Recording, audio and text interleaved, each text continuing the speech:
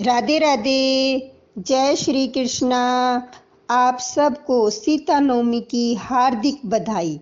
श्री रामचंद्र जी और माता सीता जी के चरणों में मैं आपके मंगल की कामना करती हूँ। प्रभु की कृपा से आप सब पर प्रभु का आशीर्वाद बना रहे। सीता नवमी पर माँ सीता के जन्मोत्सव के रूप में मनाई जाती है। माँ सीता लक्ष्मी जी का अवतार है। सीता नवमी पर व्रत पूजा करने से माँ लक्ष्मी स्थायी रूप से आपके घर में वास करती है। अगर आप किसी कारण सीता नवमी का व्रत नहीं कर पा रहे हैं तो श्री रामचंद्र जी और माता सीता जी की बढ़िया सी पूजा कीजिए। उसके बाद हाथ में फूल और चावल लेकर कहानी सुनिए। कहानी सुनने मात्र से ही पापों का अंत होता है, जीवन में सुख समृद्धि का आशीर्वाद मिलता है। चलिए अब एक जयकारे के साथ कहानी शुरू करते हैं। बोलो जय सीताराम, जय सीताराम। एक बार मिथिला में भयानक सूखा पड़ा। अन्न और जल को प्रजा में हाहाकार मच गया। इससे परेशान होकर राजा जनक ने एक ऋषि से इसका उपाय पूछा।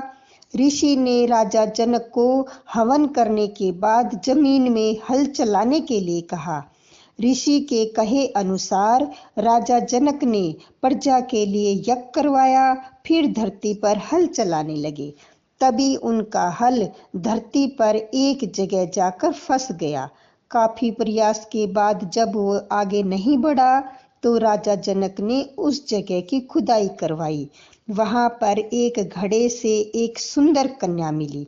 उसे गोद में उठाने के बाद ही तेज बारिश शुरू हो गई और राजा जनक ने उस कन्या का नाम सीता रखा। जनक की बड़ी बेटी होने की वजह से उनका नाम जानकी पड़ा। इसलिए माता सीता का दूसरा नाम जानकी है।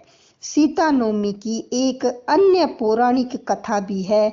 उसके अनुसार मारवाड़ क्षेत्र में एक वेद पाठी ब्राह्मण रहते थे। उनका नाम देवदत्त था। उस ब्राह्मण की एक बहुत ही सुंदर पत्नी थी जिसका नाम शोभना था। ब्राह्मण देवता अपनी आजीविका के लिए अपने गांव से अन्य गांव में भिक्षा मांगने जाते थे। यहाँ ब्राह्मणी कुसंगत में फंस गई और व्यभिचार में प्रवृत्त हो गई। अब वह पूरा गांव उसके इस निंदित कार्य की चर्चा करने लगा, लेकिन उस दुष्ट ने गांव को ही जलवा दिया। दुष्कर्मों में रत रहने वाली वो दुर्बुद्धि मरी तो उसका अगला जन्म चांडाल के घर में हुआ। पति का त्याग करने से चांडाल बनी वह और गांव को जलाने से उसे भीषण कुष्ठ रोग हो गया। अब वह व्यभिचार कर्म के कारण अंधी हो गई और उसे अपने कर्मों का फल भोगना पड़ा। इस तरह वो अपने कर्मों के योग के कारण दिनों दिन दारुण दुख प्राप्त करती हुई देश विदेश में भटकने लगी। एक बार भाग्य से वो भटकती हुई कौशलपुरी पहुंच गई। संयोग से वो दिन बैसाख मास के शुक्ल पक्ष की 9वीं तिथि थी। वह सभी पापों का नाश करने वाली महापुण्यदायी तिथि थी। रामनवमी या जानकी नवमी के पवित्र पर्व पर भूख प्यास से व्याकुल होकर वह जगह जगह प्रार्थना करके चिल्लाने लगी कि कोई मुझे भोजन दे दो, मैं भूख से मरी जा रही हूँ, कोई मुझे भोजन दे दो। यह कहते हुए वो स्त्री राजा जनक के भवन के समक्ष बने 1000 पुष्प मंडित स्तंभों के बीच प्रवेश कर गई। उसने फिर पुकार लगाई, भैया कोई मेरी सहायता करो, कोई मेरी सहायता करो, मुझे कुछ भोजन दे दो। उसमें से एक भक्त ने उससे कहा, देवी आज सीता नवमी है, आज भोजन में अन्न देने वाले को पाप लगता है, इसलिए आज आपको अन्न नहीं मिलेगा। कल पारण के वक्त ठाकुर जी का प्रसाद भर पेट मिलेगा। लेकिन वो नहीं मानी। अधिक कहने पर भक्त ने उसे तुलसी और जल दिया। तो वह पापी भूख से मर गई।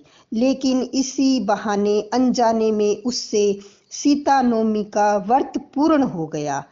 अब भगवान माता सीता ने उसके सब पापों से उसे मुक्त कर दिया। इस व्रत के प्रभाव से वह पापिन पवित्र हो गई और अनंत वर्षों तक स्वर्ग में आनंद पूर्वक रही। इसके बाद वो काम रूप देश के महाराज जय सिंह की महारानी कामकला के नाम से प्रसिद्ध हुई और उस महान साध्वी ने अपने राज्य में कई देवालय बनाए, जिसमें जानकी रघुनंदन की प्रतिष्ठा कराई। मतलब श्री राम और माता सीता जी का इस दिन जानकी स्तोत्र करवाया। जो भक्त सीता नवमी पर माँ जानकी जी की पूजा करते हैं, उन्हें हर तरह के सुख और सौभाग्य की प्राप्ति होती है। बोलो सीता माता की जय।